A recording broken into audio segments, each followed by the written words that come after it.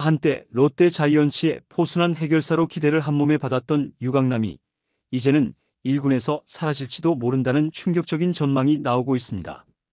개막전부터 이어진 최악의 수비 실책과 극도의 부진이 팬들의 인내심을 바닥까지 끌어내리며 이제 김태형 감독 역시 결단을 내릴 것으로 보이는데요. 절치부심하며 준비했다던 이번 시즌이지만 결과는 실망 그 자체였죠. 송구 실책, 포일, 블로킹 실패, 도루 저지 실패까지 개막전부터 흔들린 유강남은 그 다음 경기에서도 반등하지 못하며 롯데 1군 주전 포수 자리를 지켜내기가 어려워졌습니다.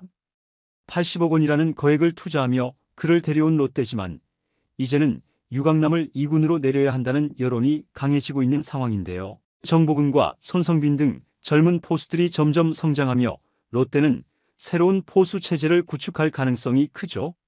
결국 이런 부진이 지속된다면 유강남은 롯데 역사상 최악의 FA 영입이라는 불명예를 안게 될 수도 있으며 정말 1군에서 더 이상 모습을 보기 힘들 수도 있는데요. 관련 내용 자세하게 정리해 드리겠습니다. 롯데 자이언츠가 FA 유강남 영입을 결정했을 때만 해도 팀 내부와 팬들은 모두 포순한 해결이라는 기대감으로 가득 차 있었습니다.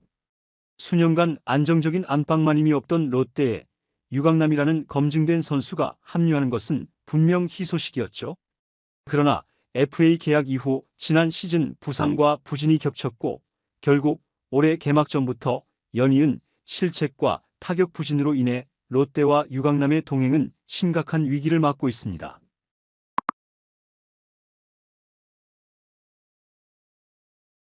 3월 22일 LG 트윈스와의 개막전에서 롯데가 2대12로 대패한 날 경기 초반부터 유강남의 경기력은 심각한 문제를 드러냈는데요. 1회 유강남은 1루 주자 오지환의 도루를 저지하려다 2루로 향하는 송구를 완전히 그르쳤습니다. 높은 송구가 외야로 빠지면서 오지환은 손쉽게 3루까지 진루했죠. 이어진 3회에서는 더욱 치명적인 수비 장면이 연출됐는데요.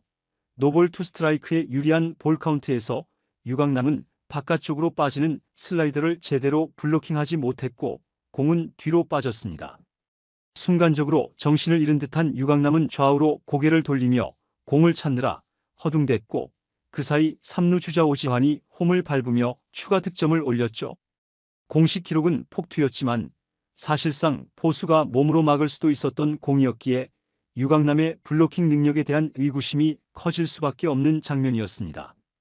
여기에 4회에는 유강남이 1-4-1-2루 상황에서 안타를 치며 말로 기회를 만들었지만 후속 타선이 터지지 않아 점수를 만들지 못했는데요.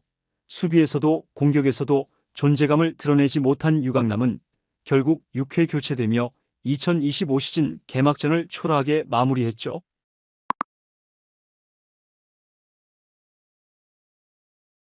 롯데는 개막 이튿날에도 2대10으로 패배하며 연패를 기록했는데요. 김태형 감독은 개막전에서 수비 불안을 보인 고승민을 하위 타선으로 내리고 황성빈, 박승욱을 제외하는 등 타선을 일부 조정했지만 유강남은 그대로 선발 라인업에 포함됐습니다. 그러나 이번 경기에서도 반등은 없었는데요. 유강남은 이날도 3타수 무안타에 그쳤으며 1회부터 LG 박혜민에게 도루를 허용하는 등 도루 저지에서도 존재감을 전혀 보이지 못했죠. 실책이 나오지는 않았지만 결정적인 순간에서 중요한 역할을 하지 못하며 7회 다시 정보근과 교체됐습니다. 결국 개막 2연전에서 유강남은 2경기 출전해 타율 1할 6푼 7리, 수비 실책 1개, 도루 저지 실패 2개, 폭투로 연결된 블로킹 실수까지 범하며 최악의 개막전이라는 평가를 받게 됐죠. 롯데는 지난해에도 팀 실책 113개로 리그 최다 2위를 기록하며 수비 불안을 드러냈고 그중 포수진의 문제도 심각했는데 복귀한 유강남이 이를 해결해 줄 것이라 믿었으나 개막전부터 연달아 터진 실책과 도루 저지 실패는 유강남이 롯데의 기대에 전혀 부응하지 못하고 있음을 보여주는 대표적인 장면이었습니다.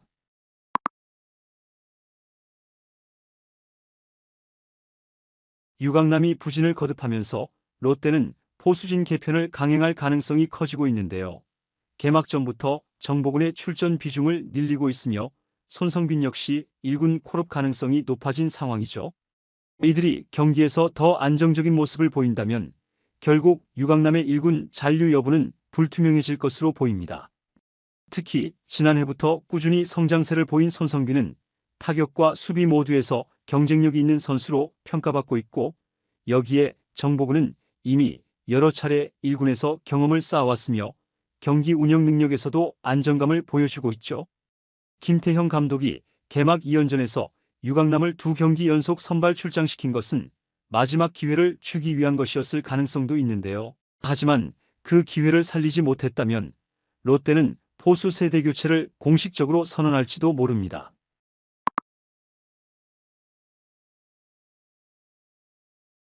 롯데 팬들의 실망과 분노 역시 개막전이 끝나자마자 극에 달했는데요. 80억을 들여 데려온 FA 포수가 이 정도 경기력이라면 대체 왜 영입한 거냐는 비판이 줄을 이었죠. 포수라는 포지션 특성상 수비력이 가장 중요한데 유강남은 개막 2연전 동안 이를 완전히 무너뜨리며 수비도 못하고 도루도 못 맞고 타격도 못하면 대체 뭘 할 수 있냐는 조롱까지 받고 있습니다. 차라리 정보근이나 손성빈을 계속 키우는 게 낫겠다는 의견도 나오고 있으며, 수비 하나만 믿고 영입한 포수가 수비를 못하면 끝난 거다. 도루 저지율이 이 정도면 아무나 뛰어도 다 세이프 아니냐. 블로킹을 저렇게 못하면 투수들이 뭘 믿고 던지냐 같은 날선 비판들도 이어지고 있죠. 몇몇 팬들은 유강남을 향해 무릎이 망가진 80억짜리 포수, ABS 도입 이후 가치가 반토막난 선수 등의 혹평을 쏟아내며 사실상 2군 강등이 답이라는 주장까지 내놓고 있는 상황입니다.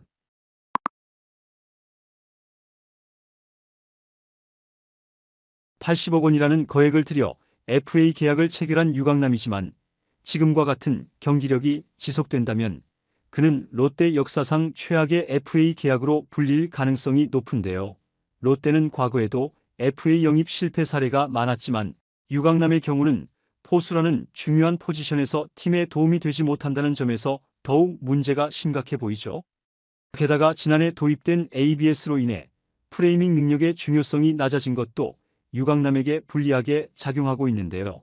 기존에는 안정적인 프레이밍으로 가치를 인정받았지만 이제는 블로킹과 송구 등 전반적인 수비력과 도루 저지 능력이 더 중요해졌습니다. 그러나 개막전부터 이어진 연이은 실책과 저조한 수비 능력은 유강남이 현재 KBO 리그에서 경쟁력을 잃어가고 있음을 보여주는 방증이죠. 유강남에게 주어진 FA 계약은 아직 2년이 남아 있는데요. 하지만 이대로 부진이 지속된다면 롯데는 더 이상 기다려주지 않을 가능성이 큽니다. 김태형 감독이 곧 결단을 내릴 것이며 빠르면 한 달 안에 롯데의 1군 포수 체제가 완전히 바뀔 수도 있다는 전망도 나오고 있죠. 개막전부터 치명적인 실수를 연발한 유강남. 과연 그는 반등할 수 있을까요? 아니면 롯데 역사상 최악의 FA 영입이라는 불명예를 안고 2군으로 사라질까요? 이제 유강남에게 남은 기회는 많지 않아 보입니다. 이번 영상은 여기서 마치겠습니다. 재밌게 보셨다면 구독과 좋아요, 알림 설정 부탁드려요. 그럼 오늘도 시청해 주셔서 감사합니다.